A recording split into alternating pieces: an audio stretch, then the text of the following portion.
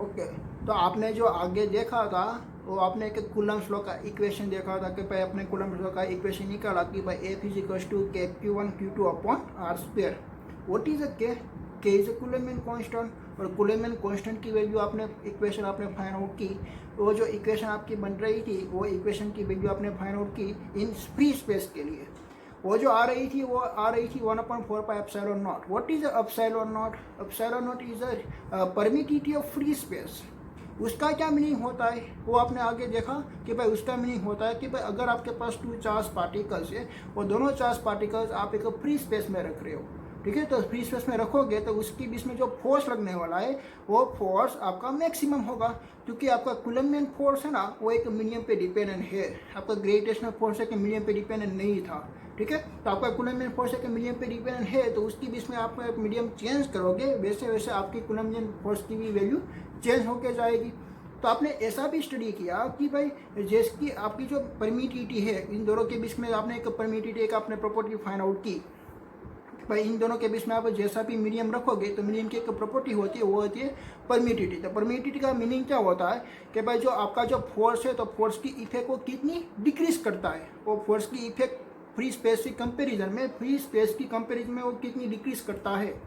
कि भाई फ्री पे फ्री फोर्स फ्री हमारा जो स्पेस था वहाँ पे उसका फोर्स लग रहा था 120 न्यूटन। देन आपने हमने मीडियम रख दिया, देन आपने उसका फोर्स हो गया भाई 60 न्यूटन, तो आपका फोर्स 2 टाइम्स डिक्रीज हुआ। उसका क्या मीनिंग हुआ कि भाई उसने इसके 60 न्यूटन जितना फोर्स उसने एब्जॉर्ब कर लिया, बाकी का रिमेनिंग कितना हुआ 60 न्यूटन, तो 60 न्यूटन आपका आउटपुट फाइंड आउट हुआ, ठीक है। ओके, तो परमिटिविटी का आपको मीनिंग खबर पड़ी। ओके, तो ऐसी आपको एक सभी सारे जो आपका जो मीडियम आप इसमें रखोगे ऐसे ऐसे उसकी परमिटिविटी भी चेंज हो जाएगी, वो एक आपका मीडियम पे डिपेंडेंट होती है, ठीक है। तो सभी की परमिटिविटी आपकी फाइंड आउट होगी। देन आपका परमिटिविटी मीन्स के अपसाइलॉन, तो अपसाइलॉन का मीनिंग होता है कि भाई permittivity of medium. Then after उसकी भी इसका आपने रिलेशनशिप भी फाइंड आउट किया और एप्सिलॉन नॉट की भी वैल्यू आपने फाइंड आउट की। जो एप्सिलॉन नॉट की वैल्यू फाइंड आउट हुई वो हुई 8.85 इंटू 10⁻12। ओके, वो जब बार बार आपको क्या बोलना पड़ेगा कि आपको भाई रिलेशनशिप पूछना पड़ेगा कि भाई जो हमारा दोनों चार्ज पार्टिकल्स पहले फ्री स्पेस में रखे थे वहाँ पे हमारी एप्सिलॉन नॉट की वैल्यू आई 8.85 इंटू 10⁻12। देन आफ्टर बीच में हमने एक मीडियम रखा तो उसकी परमिटिविटी कितनी आएगी, तो आपको बार बार क्या बोलना पड़ेगा भाई 10⁻12 10⁻11, ठीक है, ऐसा आपको बोलना पड़ेगा, ठीक है। तो इसलिए आपने एक न्यू क्वांटिटी फाइंड आउट के लिए वो जो न्यू प्रॉपर्टी आपकी थी वो थी आपकी रिलेटिव परमिटिविटी। तो रिलेटिव परमिटिविटी आपकी फाइंड आउट हुई कि भाई permittivity of medium upon permittivity of free space, उसका इक्वेशन आपका निकला epsilon R is equal to epsilon upon epsilon naught, ठीक है।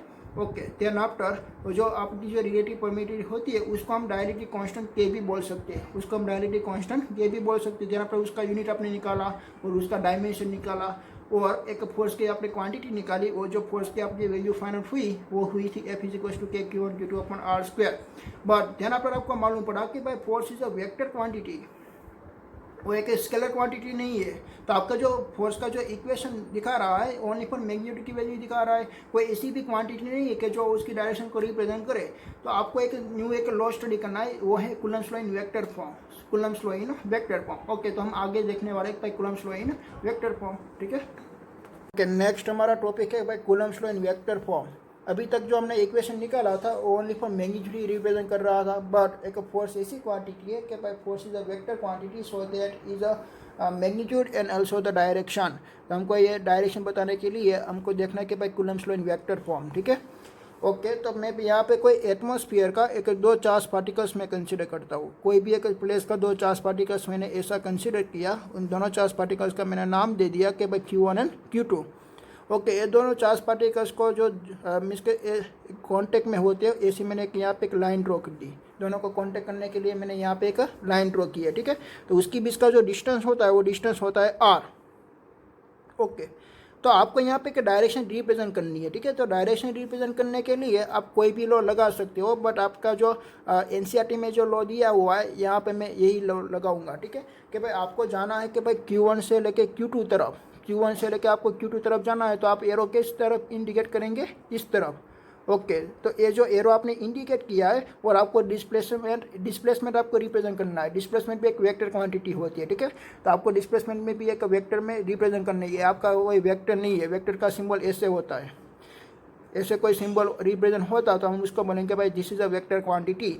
ओके, तो वेक्टर में रिप्रेजेंट करने के लिए मुझे उसको डायरेक्शन भी बतानी है कि भाई वो कहाँ से कहाँ जा रहा है। तो आपने यहाँ पे बताया कि भाई Q1 से लेके Q2 तरफ जाना है, तो आपका जो पॉइंटिंग है तो पॉइंटिंग आपका टूवर्ड्स होता है Q2 की तरफ, और आपने स्टार्टिंग किया Q1 की तरफ। आपने स्टार्टिंग किया था Q1 से और आपका पॉइंटिंग टूवर्ड्स है Q2 तरफ। तो आप यहाँ पे लिख सकते हो कि भाई R21। ऐसा कोई रूल्स नहीं है, अपन ऐसा आपने एनसीईआरटी में यूज़ किया है, इसलिए मैं यहाँ पे आप लिखता हूँ कि भाई R21। आप ऐसे भी लिख सकते हो, R12 भी लिख सकते हो, ऐसे आप R12 भी लिख सकते हो, बट आपने R21 कैसे मैंने लिखा वो आपको बाद में मालूम पड़ेगा। ठीक है, ओके। तो इसकी जो डिस्प्लेसमेंट था, तो डिस्प्लेसमेंट ने मैंने एक वेक्टर में रिप्रेजेंट कर दिया कि भाई this displacement is R21, means का आपका स्टार्टिंग करना है Q1 से लेकर Q2 तरफ। ओके, तो ये दोनों जो चार्ज थे वो दोनों चार्ज सपोज कि हमने एज्यूम कर लिए कि भाई दोनों चार्ज आपका एक लाइक चार्ज है, मीन्स के दोनों पॉजिटिव और पॉजिटिव है। ठीक है, तो उसके पास भी कोई क्वांटिटी होगी और उसके पास भी कोई क्वांटिटी है, तो Q1 एक Q2 तरफ फोर्स लगाएगा। ये जो यहाँ पे फोर्स लगता है ना, को जो फोर्स लगेगा वो यही लाइन की डायरेक्शन में लगने वाला। ठीक है, the force always along the line joining two charge. ये जो फोर्स यहाँ पे लगने वाला है, तो force is always along line joining two charge. ये आपको याद रखना है कि भाई आपकी जो चार्ज की जो बीच की जो लाइन है, यही लाइन में आपका फोर्स लगने वाला है कि भाई Q1 एक Q2 पर फोर्स लगाएगा तो ये इस डायरेक्शन में फोर्स लगाएगा। ओके, तो ये फोर्स में यहाँ पे मैं लिख देता हूँ F। ध्यान आप Q2 भी Q1 के पर फोर्स लगाएगा। ठीक है, Q1 भी Q2 तरफ फोर्स लगाता है। ये आपका Q1 Q2 की तरफ फोर्स लगाएगा इस डायरेक्शन में, तो Q1 Q2 तरफ फोर्स लगाएगा कि भाई यही इस डायरेक्शन में फोर्स लगाएगा। दोनों फोर्स की जो वैल्यू मीन्स के दोनों फोर्स की जो डायरेक्शन आ रही है, आप यहाँ पे देख सकते हो कि भाई दोनों फोर्स की डायरेक्शन आ रही है अपोजिट डायरेक्शन पे। ठीक है, Q1 इस डायरेक्शन में फोर्स लग रहा है और Q2 इस डायरेक्शन में फोर्स लगा रहा है। ओके, तो इस फोर्स का आपको नोमेनक्लेचर करना है। तो आप नोमेनक्लेचर कैसे करेंगे, देखिए कि भाई Q1 एक Q2 पर फोर्स लगा रहा है। ठीक है, Q1 एक Q2 पर फोर्स लगा रहा है, तो आपको यहाँ पे फोर्स का नाम देना है कि भाई F21। F21 का क्या मीनिंग हुआ कि भाई force on 2 by 1, force on 2 by 1। ऐसे आपको Q2 एक Q1 ऊपर फोर्स लगा रहा है कि भाई इसी डायरेक्शन में, तो आप उसका नाम कैसे बोलेंगे भाई F12। F12, तो F12 का क्या मीनिंग होगा कि भाई force on 1 by the Q बराबर फोर्स ऑन 1 बाई द 2। आपका जो सेकंड पार्टिकल्स है वो सेकंड पार्टिकल्स इस पार्टिकल्स पे फोर्स लगा रहा है, तो उसका आप नोमेनक्लेचर ऐसे करेंगे F12। और Q1 एक Q2 पर फोर्स लगा रहा है, तो उसका आप नोमेनक्लेचर ऐसे करेंगे भाई F21। चला है, तो ऐसे आपको नोमेनक्लेचर करना है। आपको यहाँ पे वेक्टर फॉर्म में यही देखना है कि आप डायरेक्शन कैसे रिप्रेजेंट करते हो। ठीक है, ओके। ध्यान आफ्टर आपको मीन्स के फोर्स के इक्वेशन लिख देनी है कि आपकी फोर्स की जो इक्वेशन होती है वो कैसी होती है, वो तो कूलम्बियन फोर्स का जैसा ही होगा ना। ये यहाँ पे कूलम्बियन फोर्स ही लगा रहा है, तो F21 मैं यहाँ पे F21 को रिप्रेजेंट कर रहा हूँ। तो F21 को आपको मालूम पड़ा ना कि भाई force on Q2 charge is due to the Q1। ठीक है, आपका फोर्स लग रहा है Q2 पे जो Q1 लगा रहा है। ठीक है, तो उसका मैंने नाम रखा F21। तो F21 मीन्स का जो इक्वेशन बनेगा, तो यहाँ पे F21 इज इक्वल टू आपका इक्वेशन था Q1 Q2 अपन R²। में यहाँ पे ऐसा ही लिखता हूँ कि 1/4πε0। ये किसकी वैल्यू है, कूलम्बियन कांस्टेंट की वैल्यू है। ठीक है, देन आफ्टर Q1/Q2 और अपॉन आप यहाँ पे लिख सकते हो R²। मैंने यहाँ पे R² क्यों लिखा, यहाँ पे तो मैंने R21 लिखा था। ये जो R² है ना वो एक स्केलर क्वांटिटी है, और आपको यहाँ पे मैग्नीट्यूड में उसका आपको मैग्नीट्यूड निकालना है, तो मैग्नीट्यूड की जो वैल्यू आएगी वो भी एक स्केलर क्वांटिटी हो जाएगी। तो आप यहाँ पे ऐसे भी लिख सकते हो R²। बट ये जो इक्वेशन बता रहा है तो ओनली फॉर मैग्नीट्यूड रिप्रेजेंट कर रहा है, तो मैग्नीट्यूड रिप्रेजेंट कर रहा है, बट आपको डायरेक्शन रिप्रेजेंट करनी है। तो डायरेक्शन रिप्रेजेंट करने के लिए आपने बहुत सारे वेक्टर स्टडी किए थे। ठीक है, तो इसमें से आप कौन सा वेक्टर चूज करोगे भाई, यूनिट वेक्टर। यूनिट वेक्टर क्या होता है कि भाई unit vector have the magnitude is 1, उसका मैग्नीट्यूड 1 होता है, बट इस डायरेक्शन रिप्रेजेंट उसके पास कोई डायरेक्शन होती है। ठीक है, तो मैं यहाँ पे यूनिट वेक्टर लगा देता हूँ कि भाई यूनिट वेक्टर R21। ठीक है, यूनिट वेक्टर R21 ऐसा मैंने यहाँ पे यूनिट वेक्टर लगा दिया। ख्याल आया आपको, क्योंकि मैंने यहाँ से देखो पहले आपका फोर्स का इक्वेशन इतना हमने स्टडी किया था, पर मैंने यहाँ पे यूनिट वेक्टर लगाया है R21। तो R21 क्या रिप्रेजेंट करेगा, उसकी डायरेक्शन। तो ये जो आपका फोर्स की जो वैल्यू फाइंड आउट हुई है, तो एक वेक्टर फॉर्म फाइंड आउट हो गया। ठीक है, आप यहाँ पे ऐसे भी लिख सकते हो कि भाई 1/4πε0 Q1 Q2 अपॉन यहाँ पे आप R21 ऐसे भी लिख सकते हो R21² R21 का mode of square upon R2 into R21। तो उसका क्या मीनिंग हुआ, देखिए कि भाई इसका क्या मीनिंग होता है, कि वेक्टर आपका जो वेक्टर था, वेक्टर जो आपका डिस्प्लेसमेंट का जो वेक्टर था r21, तो r21 का आपको मोड ऑफ फाइंड आउट करना है। मोड ऑफ फाइंड आउट करेंगे तो उसकी कौन सी वैल्यू मिलेगी आपको, उसका मैग्नीट्यूड्स। आपने वेक्टर की मैग्नीट्यूड फाइंड आउट की ली, ठीक है, आपने वेक्टर की मैग्नीट्यूड की वैल्यू जो फाइंड आउट की है उसका आपने स्क्वायर कर लिया। तो ये भी क्या रिप्रेजेंट करता है, एक पहले एक स्केलर था, पहले वो स्केलर ही था, तो आपको जो मिसके वो स्केलर ही था, तो उसका दोनों में कोई आंसर में कोई चेंजेस नहीं आने वाला, ठीक है। तो स्केलर क्वांटिटी ए भी स्केलर क्वांटिटी बनेगी ना, मैग्नीट्यूड क्या होती है भाई, स्केलर क्वांटिटी होती है, ठीक है। तो ये दोनों मिस का आप कोई भी जिससे आप लिख सकते हो, ठीक है। देन आफ्टर यूनिट वेक्टर का इक्वेशन क्या होता है, यूनिट वेक्टर का इक्वेशन कि भाई unit vector r21 is equal to होता है वेक्टर सेल्फ मिस के r21 अपन आएगा मोड ऑफ वेक्टर, ऐसे। ओके, तो वेक्टर सेल्फ का क्या मीनिंग होगा भाई, वेक्टर, तो वेक्टर क्वांटिटी में क्या होती है कि भाई वेक्टर क्वांटिटी इज बोथ, उसके पास मैग्नीट्यूड भी होती है और डायरेक्शन भी होती है, वो दोनों आपको रिप्रेजेंट करती है, ठीक है। उसके पास डायरेक्शन भी होती है और मैग्नीट्यूड भी होती है। जैसे कि यहाँ पे मैं r21 को मैं सब्जेक्टिव बना दूँ तो यहाँ पे यूनिट वेक्टर r21 आ गया, देन आपने यहाँ पे मोड ऑफ r21 आ जाएगा। तो इसका क्या मीनिंग हुआ कि भाई पहले unit vector only for direction represent कर रही थी और यहाँ पे उसका मैग्नीट्यूड भी आ गया। तो वेक्टर सेल्फ का मीनिंग क्या होता है कि भाई वेक्टर सेल्फ का मीनिंग होता है कि वो दोनों एक मैग्नीट्यूड भी बता रही है और एक डायरेक्शन भी बता रही है। जैसे कि यहाँ पे फोर्स आपका एक मैग्नीट्यूड भी रिप्रेजेंट कर रही है और r21 उसकी डायरेक्शन रिप्रेजेंट कर रही है, इसलिए तो आपने r21 कैप से आपने मल्टीप्लाई किया हुआ है, ठीक है। तो ऐसे यहाँ पे फोर्स की वैल्यू फाइंड आउट हो गई।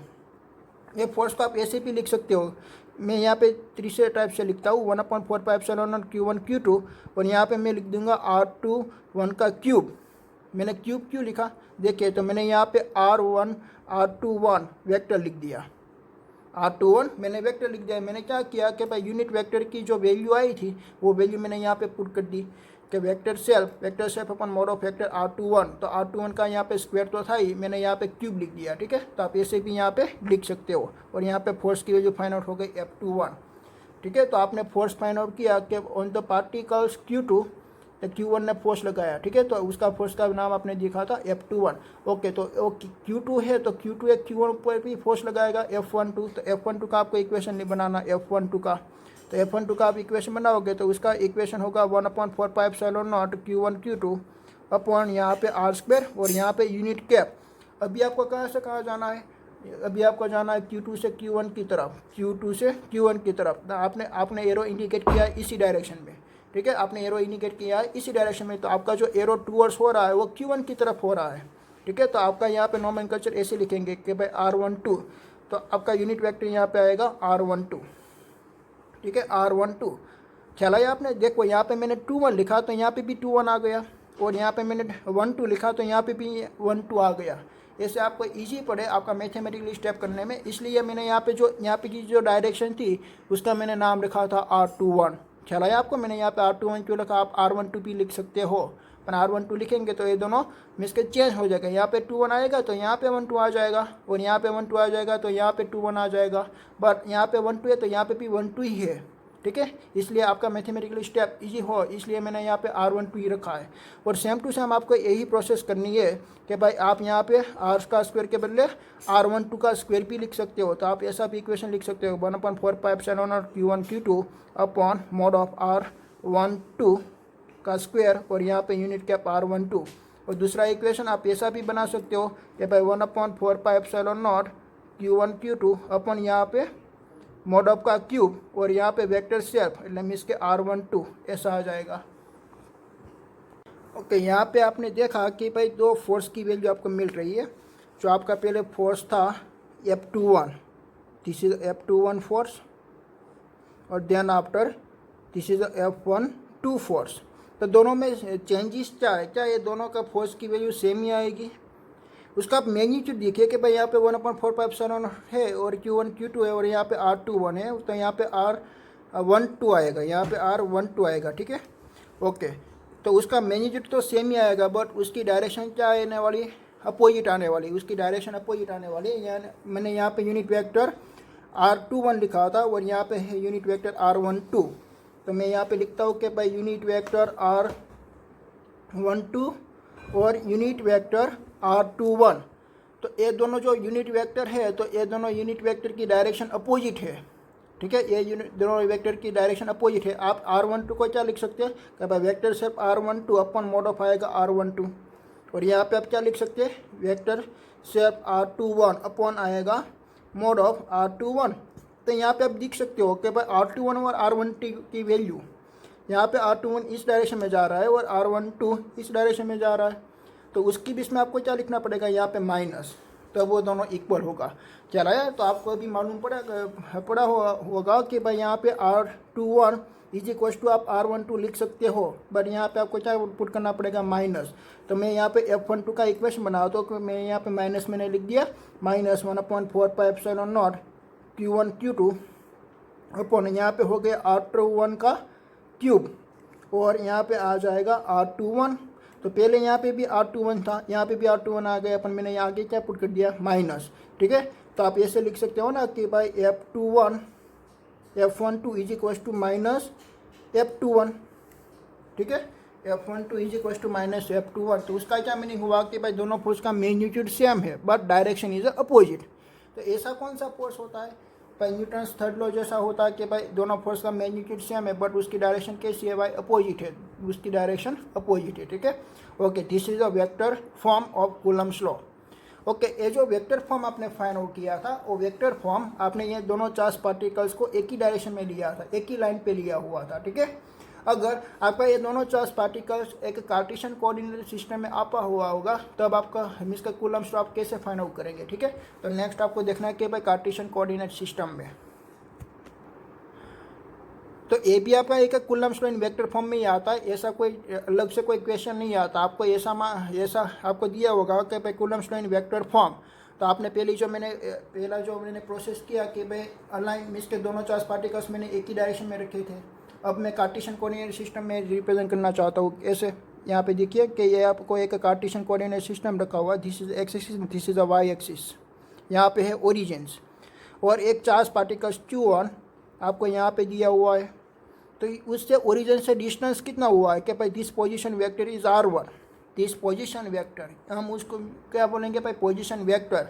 और Q2 की पोजीशन यहाँ पे है, second charge particles Q2 is here, have the position vector is R2 with respect to origins. ठीक है, देन आपको कौन सा डिस्टेंस लेना, आपको एक कूलम्बियन फोर्स का इक्वेशन फाइंड आउट करना है ना, तो आप कौन सा डिस्टेंस लोगे कि भाई R1 लोगे कि R2 लोगे, दोनों में से एक भी नहीं लोगे। आप कौन सा डिस्टेंस लेने वाले हो, Q1 और Q2 का दोनों का बीच का डिस्टेंस।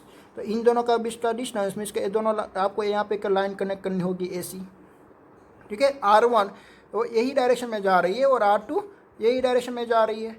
तो आपको Q1 से Q2 आपको एक डायरेक्शन रिप्रेजेंट करनी है कि भाई Q1 से Q2 तरफ, तो आपकी कोई डायरेक्शन है AC टूवर्ड्स हो रही है AC।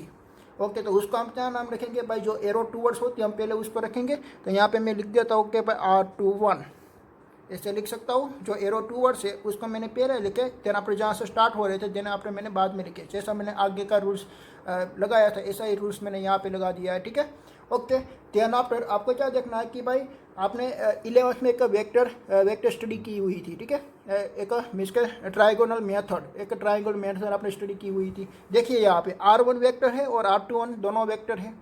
तो यहाँ पे देख सकते हो कि भाई R1 का जो वेक्टर था वो एक यहाँ से स्टार्ट हो रहा था और यहाँ पे उसका हेड आ गया, सॉरी यहाँ पे उसका मीन्स के यहाँ से उसका स्टार्ट हो रहा था और यहाँ पे उसकी हेड आ गई। देन आफ्टर सेकेंड वेक्टर की यहाँ से स्टार्ट हो रही है और यहाँ पे उसकी हेड है। देन आफ्टर ये आपका क्या होने वाला है, ये आपका क्या आएगा भाई, उसका जो आपका मीन्स का आंसर, ये दोनों वेक्टर आपको दिए हुए ऐसे कि भाई R1 की डायरेक्शन AC है और देन आफ्टर R21 की डायरेक्शन AC है। तो आपका जो मीन्स के इक्विवेलेंट वेक्टर फाइंड आउट हुआ वो इक्विवेलेंट वेक्टर यहाँ पे आ रहा है R2। और दूसरी तरफ भी आप देखिए कि भाई ये जो आपका जो वेक्टर दो आपको दिया हुआ है 3 वेक्टर, और 3 वेक्टर अपना का एक क्लोज बना हुआ है, एक क्लोज बनेगा। ठीक है, तो क्लोज बनेगा तो आप कौन सा मीन्स का इक्वेशन यूज़ करेंगे, एक पॉलीगॉन का इक्वेशन। तो पॉलीगॉन का रूल्स क्या था कि भाई सभी जो वेक्टर अपनी डायरेक्शन में आए और कोई एक वेक्टर आप अपोजिट डायरेक्शन में आए तो उसका जो रिजल्टिंग होता है दोनों का इक्वल होता है। ठीक है, तो आप यहाँ पे देख सकते हो कि भाई ये डायरेक्शन में जा रही है R1, R21 पे यही डायरेक्शन में जा रही है, पर R2 है वो अपोजिट डायरेक्शन में आ रही है। तो ये दोनों वेक्टर का आप एडिशन करोगे तो उसका आंसर एक R2 जैसा आएगा। ख्याल आया आपको, ये है आपका एडिशन ऑफ वेक्टर। ये आपका एक वेक्टर का रोल से आपने स्टडी किया ही हुआ है कि भाई पैराग्राम मेथड और स्टडी की हुई है और ट्राइगोनल मेथड आपने स्टडी की हुई है कि भाई इन दोनों वेक्टर का आप एडिशन करोगे उतना आंसर उसका R2 का आएगा। ठीक है, तो इन दोनों वेक्टर का मैं यहाँ पे एडिशन करता हूँ कि भाई R21 प्लस R1 वेक्टर तो इज इक्वल टू आता है R2। This is a trigonal law. ठीक है, ये ट्राइगोनल लॉ बनेगा क्योंकि यहाँ पे हाइपो बनेगा ना, ये हाइपो बनेगा, R2 हमारा हाइपो बनेगा। ओके, पर यहाँ पे आपको फाइंड आउट करना है R21, तो R21 आपको फाइंड आउट करना है ना, तो R21 को सब्जेक्ट ही बना दीजिए, तो यहाँ पे आएगा R2 माइनस R1। चला यार, मैं सभी न्यूमेरिकल में मैं ऐसी मैं आपको समझाऊंगा नहीं, ये तो आपको मालूम पड़ना चाहिए कि भाई ये हमारा वेक्टर का लॉ है, ट्राइगोनल लॉ। ठीक है, ओके, ट्राइगोनल लॉ से आपको फाइंड आउट हुआ R21 is equal to R2 minus R1। Then पर आपको क्या करना है कि भाई फोर्स पुट करना है ना, कि भाई Q1 Q2 पर फोर्स लगाएगा इसी डायरेक्शन में, Q2 भी Q1 पर फोर्स लगाएगा, वो इस डायरेक्शन में लगाएगा। ओके, तो उसका नोमेनक्लेचर क्या आएगा, फोर्स किस पे लग रहा है, Q2 पे। कौन लगा रहा है, Q1, तो यहाँ पे फोर्स का नाम आएगा F21। ओके, तो Q1 पे फोर्स लगा रहा है। ठीक है, तो कौन लगा रहा है, Q2, तो उसका फोर्स का वैल्यू इनका नाम आएगा F12। ओके, तो मैं पहले लिखता हूँ F21। ओके, तो डायरेक्ट ही मैं लिखता हूँ कि भाई यहाँ पे आएगा 1/4πε0 Q1 Q2 और उसकी बीच का डिस्टेंस यहाँ पे R21 क्या है, R21, तो मैं यहाँ पे पहले लिखता हूँ कि R21 यहाँ पे फोर्स लग रहा है इसी तरह ना। ओके, तो उसका यहाँ पे स्क्वायर आएगा और यहाँ पे आप लिखेंगे यूनिट कैप R21। ओके, तो यूनिट कैप R21 का क्या मीनिंग होता है, वो तो आपका मालूम है कि भाई unit cap R21 is equal to आता है vector shape R21 upon mod of vector R21। और R21 का मीनिंग क्या होता है, R21 के बदले आप R2 माइनस R1 लिख सकते हो, तो यहाँ पे आप R2 माइनस R1 और यहाँ पे भी आप R2 माइनस R1 लिख सकते हो। ठीक है, यहाँ पे मोड अप करके। ओके, तो इन दोनों की वैल्यू आपका यहाँ पे पुट कर देनी है, तो आप दोनों की वैल्यू यहाँ पे पुट कर देंगे तो आपका इक्वेशन बनेगा कि भाई 1/4πε0 Q1 Q2 और यहाँ पे आ जाएगा mode of R2 minus R1 का क्यूब और यहाँ पे आता है R2 माइनस R1। ठीक है, this equation F21, this equation number 1। Then आपको सेकंड फोर्स का इक्वेशन बनाना कि भाई F12, तो F12 बनाने के लिए यहाँ पे आप सिमिलर जैसा लिख सकते हो, और 1/4πε0 उसका इक्वेशन बनने वाला Q1/Q2 और यहाँ पे चेंज हो जाएगा कि भाई R1 माइनस R2 हो जाएगा। ठीक है, और यहाँ पे भी R1 माइनस R2 ख्याल आया ना, क्योंकि यहाँ पे आप लिखने वाले हो यूनिट कैप R12 और यहाँ पे भी R12 लिखने वाले हो, तो R12 का क्या मीनिंग होगा, तो आपको ऐसे ही फाइंड आउट करना है, आपको एरो चेंज कर देना है, ऐसे आपको एरो चेंज कर देना है, ऐसे चेंज कर देना है। ठीक है, तो आप ऐसे चेंज कर दोगे तो ए अपोजिट हो गया ना, ए अपोजिट हो गया तो ए आपका हाइपो बन गया, तो R1 इज इक्वल टू ऐसा बनेगा कि भाई R1 is equal to R21 plus R2, ये दोनों की डायरेक्शन सेम हो गई, ये दोनों की डायरेक्शन सेम हो गई। देन आफ्टर आपको उसका नाम हमने R12 रखा था। ओके, तो हम यहाँ पे भी R12 लिख देते, तो R12 इज इक्वल टू बनता है R1 माइनस R2। ख्याल आया, ऐसा आपका रिप्रेजेंट होगा। ओके, तो मैंने यहाँ पे R1 माइनस R2 लिख दिया।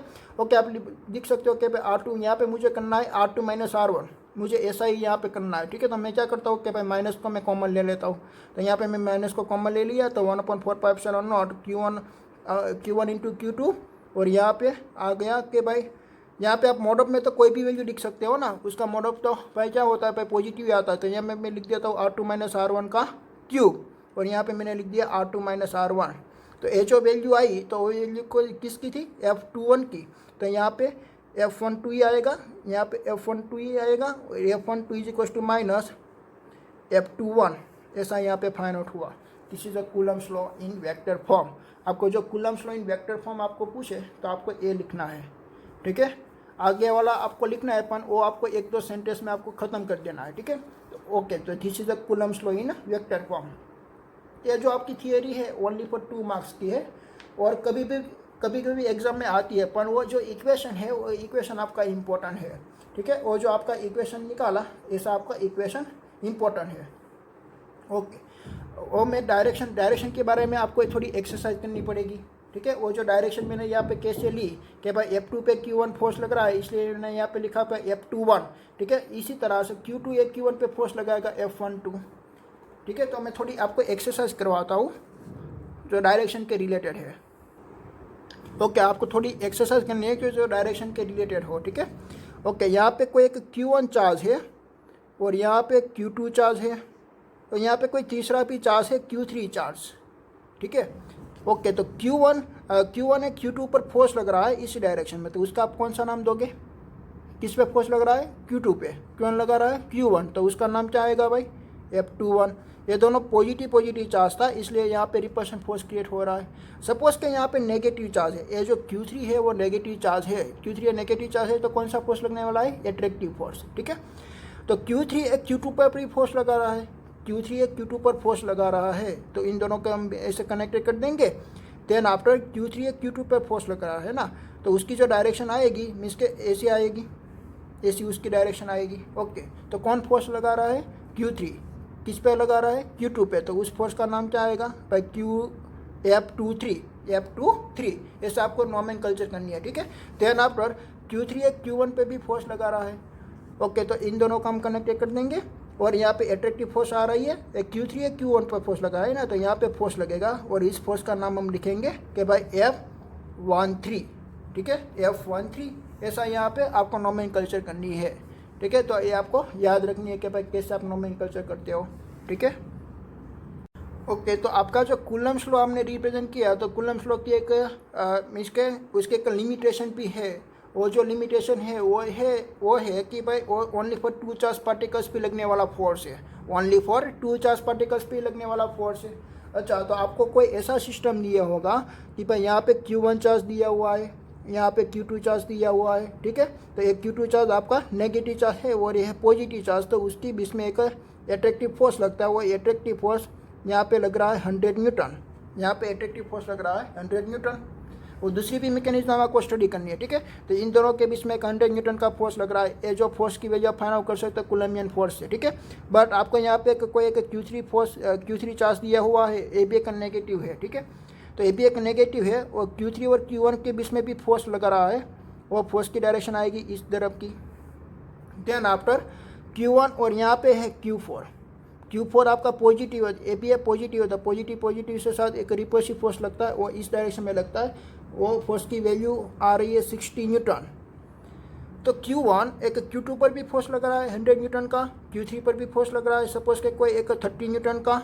देन आफ्टर एक Q4 पे फोर्स लग रहा है 60 न्यूटन का, तो उसकी वैल्यू से इन दोनों के फोर्स की वैल्यू में कोई चेंजेस नहीं आने वाला है। ठीक है, पहले मैंने ये दोनों पार्टिकल्स मैंने रखे थे, देन आफ्टर मैंने ये पार्टिकल्स रखा, तो ये पार्टिकल्स रखा, तो Q1 Q3 की तरफ मिस के फोर्स लगाता है, वो है 30 न्यूटन का। वो 30 न्यूटन लगा रहा है, तो इसलिए उसकी स्ट्रेंथ कम नहीं होगी, उसकी जो स्ट्रेंथ यही रहने वाली है। ठीक है, देन आफ्टर Q1 Q4 पर फोर्स लगा रहा है 60 न्यूटन का, तो वो जो 60 न्यूटन का फोर्स लगा रहा है, इसके कारण जो उसकी जो स्ट्रेंथ है उसमें कोई चेंजेस नहीं होने वाला है। चलाया, तो आप क्या लिख सकते हो कि भाई force between the 2 charge is the independent of the presence of the any other charge. आपका जो फोर्स 2 चार्ज पार्टिकल्स पे लग रहा है, तो उसके जो फोर्स लगेगा वो फोर्स की वैल्यू इंडिपेंडेंट रहेगी। कोई भी दूसरा आप चार्ज पार्टिकल्स यहाँ पे लगा दोगे तो भी उसकी फोर्स की वैल्यू तो इंडिपेंडेंट ही रहेगी, मीन्स के उसकी फोर्स की वैल्यू यहाँ पे उसकी वैल्यू पे डिपेंडेंट नहीं है। ठीक है, तो ये तो इंडिविजुअली बन गया ना। अब कूलम्ब्स लॉ इन दोनों की इंडिविजुअली लगा सकते हो, इन दोनों के बीच में इंडिविजुअल लगा सकते हो, और इन दोनों के बीच में इंडिविजुअल लगा सकते हो, ऐसे आप कूलम्ब्स लॉ लगा सकते हो। ठीक है, तो यहाँ पे कूलम्ब्स लॉ का इक्वेशन कितना बनने वाला है, 3। कि भाई Q1 और Q2 के बीच का इक्वेशन, उसका जो आंसर आएगा वो आएगा 100 न्यूटन। देन आपको Q1 और Q4 का रिलेशनशिप, तो उसका जो आंसर आने वाला है वो आने वाला है 60 न्यूटन। देन आपको Q1 और Q3 के फोर्स का रिलेशनशिप, और उसका जो आंसर आने वाला है वो है 30 न्यूटन। ऐसा यहाँ पे कूलम्ब्स लॉ आपका रिप्रेजेंट होगा। बट मैं बातचीत कर रहा था कि भाई ये तो इंडिविजुअली हो रहा है ना, बट पूरे की पूरी हमारी एक ऐसी सिस्टम दे रखी है, और तीन charge particles Q2 Q4 and Q3 वो Q1 पे फोर्स लगा रहा है। ख्याल आया आपको? ये तीन charge particles Q3 Q2 and Q4, ये तीन चार्ज पार्टिकल्स एक टारगेट आपने किया हुआ है कि भाई Q1 पे आपने टारगेट किया हुआ है, तो तीन यहाँ पे फोर्स लगा रहा है Q1 पे। तो Q1 का नेट फोर्स कितना होगा, देखिए ये Q1 और Q2 ये दोनों का इसके एट्रैक्टिव फोर्स लगेगा, तो एट्रैक्टिव फोर्स इसी डायरेक्शन में आया, एक फोर्स हमको फाइंड आउट किया इसी डायरेक्शन में। ठीक है, तो Q1 पे लगा रहे हैं ना, तो उसका फोर्स का नाम हमने दे दिया F12। यहाँ पर हमारा जो Q4 है ये पॉजिटिव और ये भी पॉजिटिव है, तो उसका रिपल्शन होने वाला है इसी डायरेक्शन में, तो उसका हमने नाम दे दिया F14।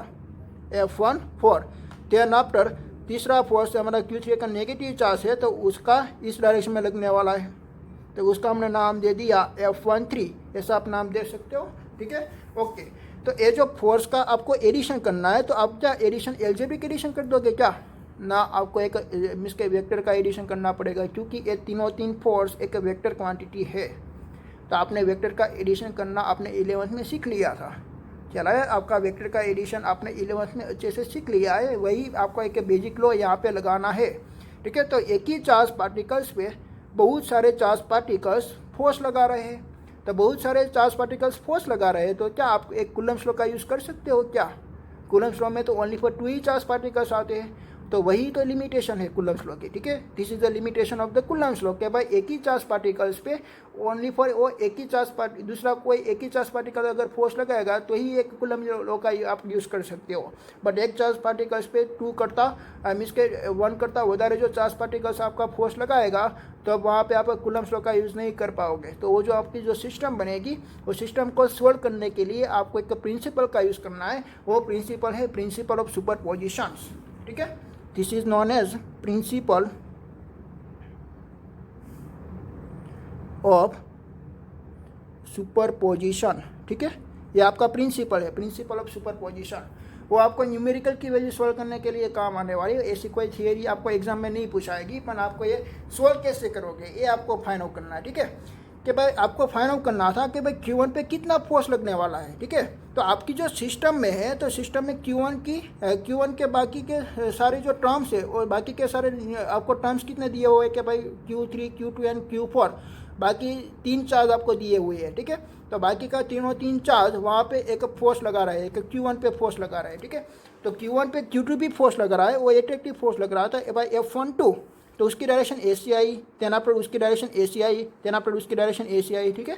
ओके, देन आफ्टर आपको एक टोटल फोर्स फाइंड आउट करना कि भाई Q1 पे कितना फोर्स लगेगा। तो Q1 पे सपोज के फोर्स लग रहा है F1, तो आपको क्या करना है कि भाई 3 फोर्स को आपको एडिशन कर देना है, 3 फोर्स का आपको एडिशन कर देना है। तो उसको हम बोलते हैं भाई सुपरपोजिशन ऑफ प्रिंसिपल, ठीक है। तो आप 3 फोर्स का एडिशन की दीजिए कि भाई यहाँ पे आएगा F12 force, then after F13 force, then after F14 force, then after उसके आपको वैल्यू पुट कर देनी कि भाई F12 की फोर्स की वैल्यू कैसे आती है। भाई आपको कूलम्ब्स लॉ से आपको मालूम पड़ जाएगा, F12 ही आपको देखना है ना, F12 ही आपको देखना है। तो उसकी वैल्यू आती है 1/4πε0। देखो ये सभी में 1/4πε0 आ रहा है, तो मैं क्या कर रहा हूँ 1/4 का मैं कॉमन ले लूँगा, ऐसे मैंने कॉमन ले लिया, ठीक है। देन आफ्टर इन सारी क्या आएगा F12 के लिए Q1 और Q2 तो आने वाला ही है। देन आफ्टर यहाँ पे डिवाइड में क्या आने वाला है, डिवाइड में 1 2 है ना, तो उसकी डायरेक्शन क्या आप लिखोगे भाई, फोर्स F12 है तो उसकी डायरेक्शन आप क्या लिखोगे R12 ही लिखोगे, ठीक है। तो यहाँ पे आना वाला है कि भाई मोड ऑफ R12 का क्यूब और यहाँ पे वेक्टर शेप R12, ऐसा फाइंड आउट हुआ। देन आफ्टर आपको F13 फाइंड आउट करना है ना, तो Q1 Q3 अपॉन यहाँ पे आएगा R13 का क्यूब और यहाँ पे आएगा R13, ठीक है। देन आफ्टर Q1 Q4 और यहाँ पे आएगा R14 का क्यूब और यहाँ पे आएगा R14 वेक्टर, ठीक है। तो ऐसा आपका वेक्टर की क्वांटिटी फाइंड आउट हुई। अभी भी आप एक चीज़ आप कॉमन ले सकते हो, कौन सी चीज़ कि भाई यहाँ पे Q1 है, Q1 सभी में आएगा। क्यों Q1 सभी में आएगा, क्योंकि Q1 पे ही सभी फोर्स लगा रहे हैं ना, Q1 पे ही सभी फोर्स लगा रहा है। तो Q1 आपका एक टारगेट चार्ज हो गया, वही टारगेट पे सभी फोर्स लगा रहा है, तो सभी फोर्स की वैल्यू आपने ऐसे फाइंड आउट कर लिया, ठीक है। तो आप ऐसे उसकी सभी फोर्स की वैल्यू आप फाइंड आउट कर सकते हो, ठीक है। तो हम उसको बोलेंगे भाई प्रिंसिपल ऑफ सुपरपोजिशन। ओके, अभी हम प्रिंसिपल ऑफ सुपरपोजिशन के थोड़े हम एग्जांपल लेते हैं। कैसे एग्जांपल देखिए कि भाई आपका यहाँ पे एक सुपरपोजिशन ऑफ प्रिंसिपल में सपोज कि आपका जो सिस्टम है ओनली पर 2 फोर्स लग रहा है। कितना फोर्स लग रहा है, 2 फोर्स, ठीक है।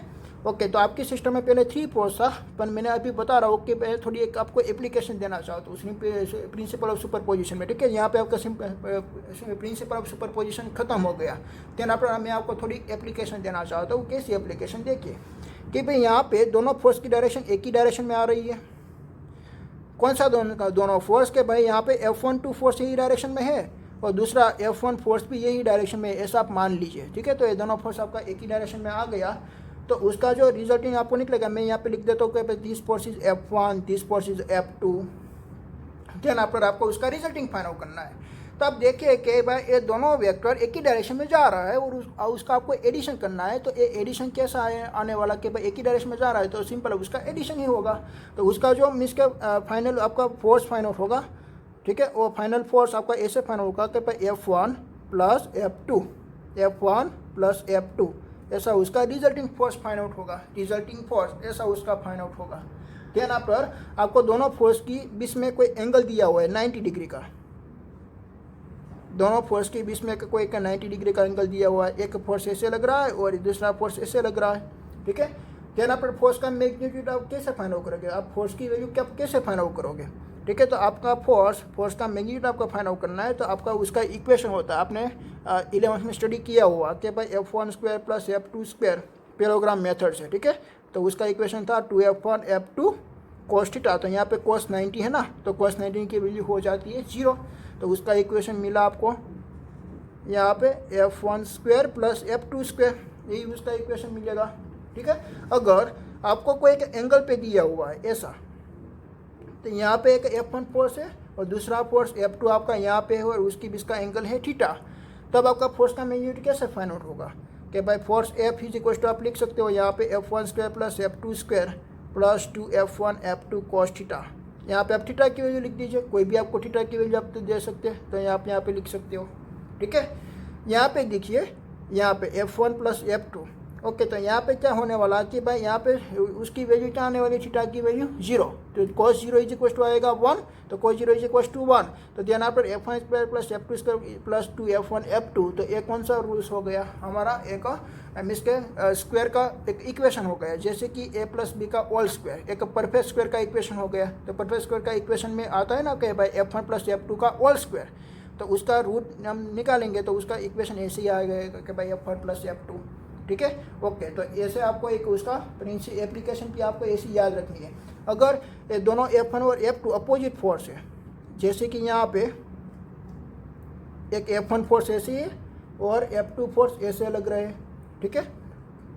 मैं यहाँ पे F2 कर देता हूँ और यहाँ पे मैं F1 कर देता हूँ, ओके। तो उसका रिजल्टिंग क्या आने वाला है कि दोनों फोर्स आपका अपोजिट डायरेक्शन में लग रहा है, ठीक है। आप मैथमेटिक्स से आप यूज़ कर सकते हो, बट आपका मैथमेटिक्स का रूल्स यहाँ पे आप कैसे यूज़ करेंगे, आपने मैथमेटिक्स में याद रखा हुआ कि भाई यहाँ पे 0 से लेके इस तरफ हम जाएंगे लेफ्ट हैंड साइड, तो लेफ्ट हैंड साइड की तरफ की वैल्यू आप नेगेटिव लिख सकते हो, ऐसा ज़रूरी नहीं है, ऐसा फिजिक्स में ज़रूरी नहीं है। आप फिजिक्स में राइट हैंड साइड की वैल्यू भी आप पॉजिटिव लिख सकते हो, ख्याल आया आपको। ओनली पर उसकी डायरेक्शन देखनी है कि भाई ये दोनों की डायरेक्शन अपोजिट है, का तो आप उसको पॉजिटिव लिखो, का उसको आप नेगेटिव लिखो, ठीक है। पर हम मैथमेटिक्स का यूज़ कर लेंगे कि भाई लेफ्ट हैंड साइड वाली है उसको हम नेगेटिव मान लेंगे, ठीक है। पर ऐसा जरूरी नहीं कि आप मैथमेटिक्स का यहाँ पे यूज़ कर लो, ठीक है। आप एक फिजिक्स स्टडी कर रहे हो, मैथ्स नहीं, ओके। तो यहाँ पे फोर्स आपका रिजल्टिंग फाइंड आउट होगा कि भाई F2 mod of - F1 mod of, ठीक है, ऐसा उसका रिजल्टिंग फाइंड आउट होगा। ऐसी मैंने यहाँ पे एप्लीकेशन बनाई हुई है, ओके।